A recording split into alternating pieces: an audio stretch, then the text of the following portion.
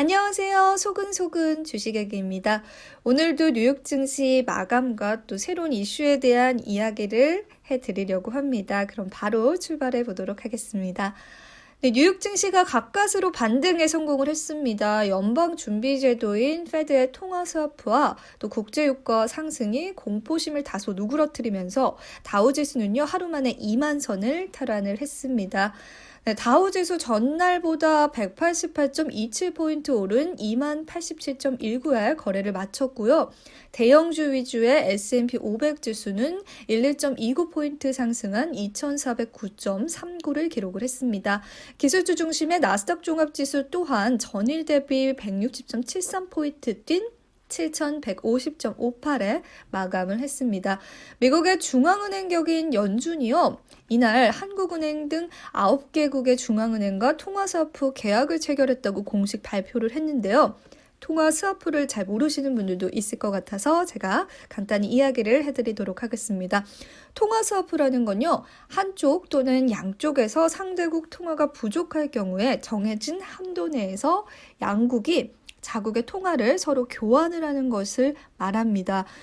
기초 통화국인 미국과의 통화 스와프가 가장 이상적인 형태인데요. 이 경우에 상대국의 입장에서는요, 마이너스 통장과 비슷한 효과를 누릴 수가 있는 겁니다. 그래서 연준이 이번에 체결한 통화 스와프의 계획은요, 한국, 호주, 브라질, 멕시코, 싱가포르, 스웨덴 중앙은행과 약 600억 달러, 하나로 약 76조 원에 달하고요. 덴마크, 노르웨이, 뉴질랜드 중앙은행과는 하나로 약 38조 원에 달하는 그런 금액입니다. 기간은 최소 6개월이고요.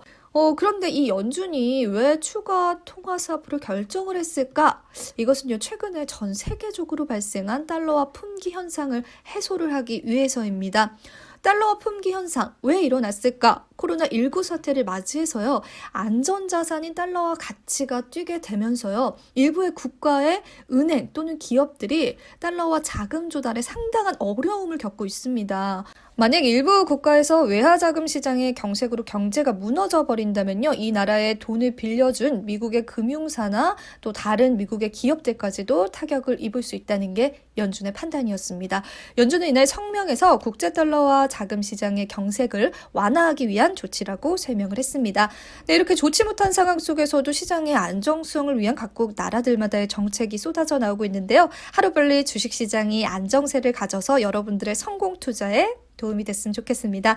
오늘 제가 준비한 소식은 여기까지입니다. 다음번에 더 풍성한 소식들로 찾아오겠습니다. 그럼 다시 만날 때까지 안녕!